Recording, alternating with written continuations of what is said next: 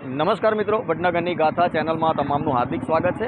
આજે 20 માર્ચ એટલે કે વિશ્વ ચકલી દિવસ છે। વિશ્વ ચકલી દિવસના નિમિત્તે અહીંયા તમે જોઈ શકો છો કે મહેસાણા જિલ્લા પ્રાણી અત્યાચાર નિવારણ સોસાયટી એસપીસીએ દ્વારા એક બહુ જ મસ્ત આ વિતરણ કરવામાં આવી રહ્યું છે। આવો ચલો જોઈએ સીધા કે આ શું છે અને આનું વિતરણ કોણ કરી રહ્યું છે।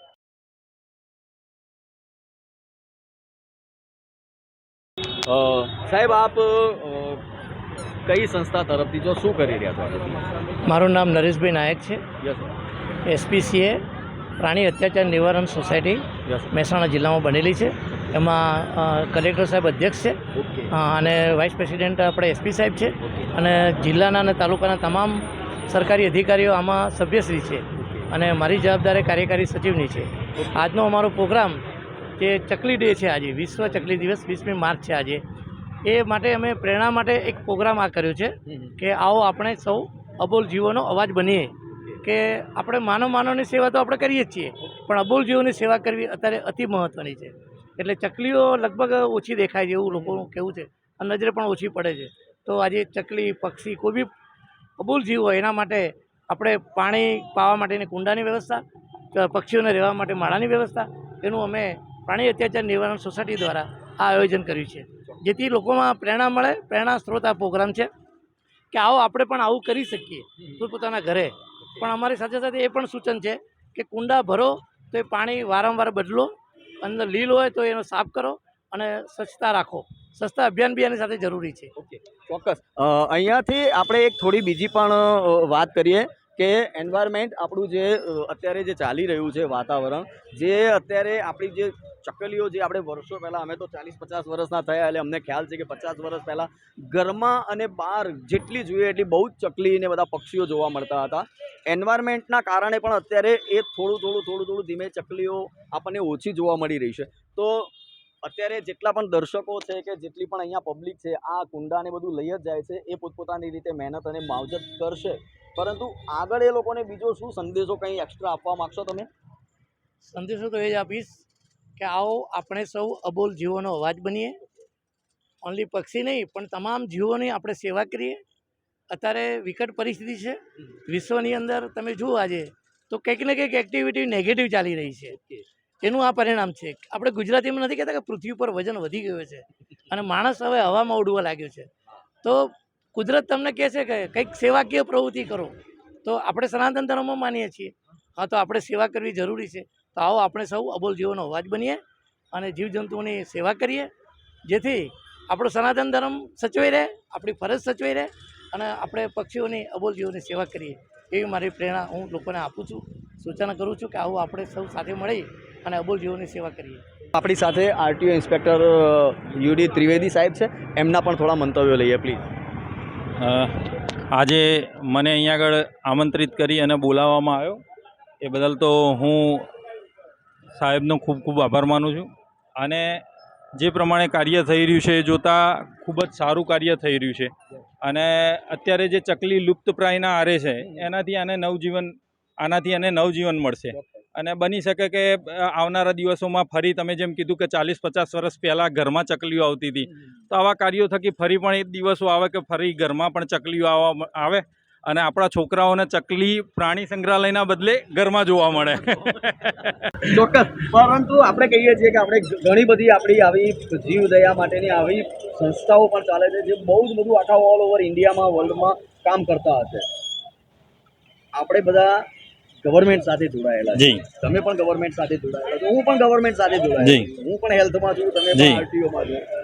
આપણા જેટલા પણ ગવર્મેન્ટ કર્મચારી હશે એ બધા જ શિક્ષિત હશે। શિક્ષિત વ્યક્તિઓને શું કહેવા માંગતો? શિક્ષિત વ્યક્તિઓને એટલું જ કહીશ કે આપણે પહેલાં તો સ્વચ્છતાનું પાલન કરીએ। દેશના વડાપ્રધાન સાહેબનો પણ આગ્રહ છે કે આપણે સ્વચ્છ રાખીએ, બરાબર। ઇન્ફ્રાસ્ટ્રક્ચર દિવસે દિવસે ફોરેન જેવું થતું જાય છે, પણ આપણી માનસિકતા હજુ આપણીને ભારતીય જ છે। આપણી માનસિકતા પણ આપણે એના જેવી કરીએ તો ચોક્કસથી આપણે જે સપના જોઈએ છે કે ભાઈ અમેરિકામાં આટલું ક્લીન હોય છે, એ અહીં પણ થઈ શકે જો આપણે એના માટે પ્રયત્નશીલ રહીએ, આપણી માનસિકતા બદલીએ। તો મારો એ જ સંદેશ છે કે ભાઈ પર્યાવરણનું રક્ષણ કરીએ, સ્વચ્છતા જાળવીએ અને પ્રાણીઓ પ્રત્યે ઉદાર અને સજગ રહીએ। અહીંયા અમારા સાથે એક બેન પણ છે. થોડુંક રસોડા ઉપર આવી જઈએ, કારણ કે લાસ્ટમાં તમારા સાથે જ અમે વિડીયો પૂરો કરીશું. પહેલાંનો જમાનો તમે તો છો જ, એટલે તમને ખ્યાલ જ હશે કે રસોડામાં જ્યારે પણ તમે રસોઈ કરતા હોય તો આ કોયલ કે કાબર કે ચકલી ક્યાંક ને ક્યાંક રસોડામાં કે આપણા ઓરડામાં ક્યાંક જોવા મળે. હવે તમને ઓછી જોવા મળે છે. તમને કેવું લાગે? લોકોમાં જે પહેલા તો ચકલીઓ એવું હતું કે ફોટા પાછળ, ગામડામાં તો જોજો તમે ફોટાના પાછળ માળા કરીને રહેતી. અત્યારે હાલ આ વસ્તુ બિલકુલ ફોટા જ, આગળના રૂમમાં તો ફોટા નીકળી જ ગયા છે. એટલે ફોટા કાઢવાના, લોકોના ફોટાના બદલામાં બીજા બધા ચિત્રો ગમે છે. એના લીધે જે ચકલી છે પ્રાણીઓ લુપ્ત થઈ રહ્યા છે. એટલે આજે હું એસપીસીએના ઉપાધ્યક્ષ તરીકે વીણાબેન રાવલ, એસપીસીએમાં હું ઉપાધ્યક્ષ છું. અને અહીંયા આજે ચકલી ડે નિમિત્તે આ પ્રોગ્રામ રાખ્યો છે અને અમે આવા પ્રોગ્રામો કરતા રહીએ છીએ. અને આ જે રસોડામાંથી અત્યારે પણ બહેનોને પણ બહુ જ જાણવાની જરૂર છે કે ચકલીઓ આપણી બહાર જે ટાવરો થઈ રહ્યા એના કારણે પણ વાઇબ્રેશન ચકલીઓ, તો આપણે પણ એ રીતે પહેલાંના જમાના પ્રમાણે જ ફોટા પણ આગળ લગાવીએ, અથવા તો ફોટા આ જે વિતરણ કરીએ છીએ એનું માવજત કરીએ. અને કાબરો, ચકલી એનું આપણે રક્ષણ કરીએ. મારા ઘરે પણ લગભગ બધામાં મેં સ્પેશિયલ એના માટે આખો શેડ બનાવ્યો છે ચકલીઓ માટે, અને એને માળા મૂકીએ છીએ અમે. તો આવું લોકો પણ કરે એવી મારી આશા છે. મહેસાણાની ઘણી બધી જનતા અહીંયાથી આ ફ્રીમાં વિતરણમાં અહીંયા સહભાગી થઈ છે, પોતપોતાના ઘરે આ લઈ પણ જઈ રહ્યા છે. મને ખાસ એ કહેજો કે અહીંયા આ જે સંસ્થા દ્વારા આ જે ફ્રીમાં કામગીરી થઈ રહી છે એને તમે પહેલાં શું કહેવા માગશો? એક તો બહુ સરસ કામ છે, કારણ કે પશુ પક્ષીઓ માટેની આ જરૂરી વસ્તુ છે.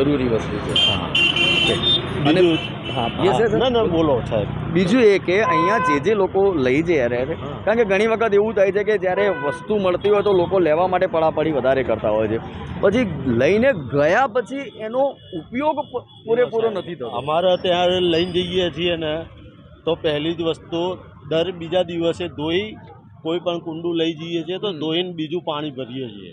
અત્યારે હાલે ચકલાને જે છે ચણે નાખીએ છીએ સાહેબ ઉપર ધાબે, બધું એ રીતે. અત્યારે હાલે મારા ઘરે 2 કુંડા ઓલરેડી છે, છતાંય બેબીએ કીધું ચલો, મેં કહ્યું ચલો આપણે બીજું 2 મૂકીએ છીએ. ઓકે, તમે તો કંઈક ને કંઈક જોબ કરતા હશો, નોકરી કરતા હશો, તમે આખો દિવસ હાજર નહીં હોય. છેલ્લે આ જે કામ છે એ ઘરના બાળકોનું અથવા તો ઘરના જે ફેમિલી અમારે એકચ્યુઅલી શું છે સાહેબ, હું મારી મિસિસ બરોબર છે, બંને જણ આ કામ પાછળ છીએ. ઓકે, બહુ સરસ. એના પછી શું છે, ઘરે એક આવું કુંડું એ બનાવ્યું છે જેમાં ચકલા અત્યારે હાલે રહે છે. ચકલીઓ ઓછી જોવા મળે છે, પણ અમારા ત્યાં છે સાહેબ. કારણ કે મેં તો જોયેલું છે કે મારા ઘરમાં એક ઓસરી હતી, અને ઓસરીમાં અત્યારે હાલ પણ છે, ઓસરીમાં અત્યારે હાલ પણ અમે દર્પણ ભરાયેલું છે. તો સવારે જ્યારે 8-9 વાગે એટલે એ દર્પણના આગળ 1-2 ચકલી આવીને એ પેલા ચાંચ મારે, એટલે એ અનુભવ તો મારો પોતાનો પણ છે. તમારો આવો કોઈ અનુભવ છે? અમારે છે ને સાહેબ, દર્પણ ઉપર તો ચાંચ મારે છે બરોબર છે કોઈ પણ જગ્યાએ. અત્યારે હાલ અમારે બીજે માળ શું છે, ચકલીએ માળો બાંધેલો છે. જે એક કુંડું છે જે આપણે હું લાવ્યો તો પેલા એના કૃષ્ણ માટે પેલી માટલી ટાઈપની બરોબર, હવે એની અંદર માળો બાંધ્યો છે. એટલે મેં કહું લાવો આ વિતરણ થાય છે તો આપણે જતા આવીએ.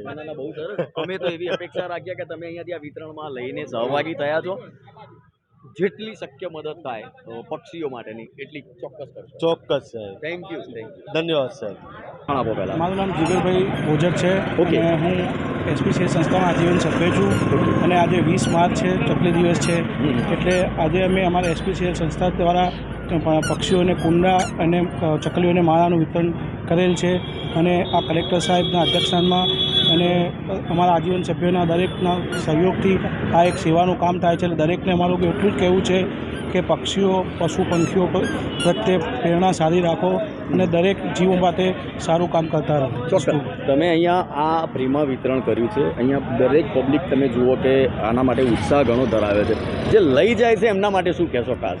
બસ જે લઈ જાય છે એમને એટલું જ કહેવું છે કે જે ફ્રીમાં આપીએ છીએ એનો મતલબ એ નથી કે અહીંથી જઈને મૂકી દેવું અભરાઈ ઉપર, પણ એનો ઉપયોગ કરો. પણ પક્ષીઓને જે અમે અહીંથી ફ્રીમાં આપીએ છીએ તો પાણી ભરો કુંડામાં અને સાફ સફાઈ રાખો. લીલ થઈ ગઈ હોય તો સાફ કરો તમે, એને મચ્છર કે કોઈ જીવજંતુ ના પડે એવું કરો. અને માળાને બી વ્યવસ્થિત જગ્યાએ લટકાવો. પછી એવું નહીં કે અહીંથી ફ્રીમાં આપ્યું એટલે જઈને મૂકી દેવું, એવું ના કરશો. બસ વસ્તુ.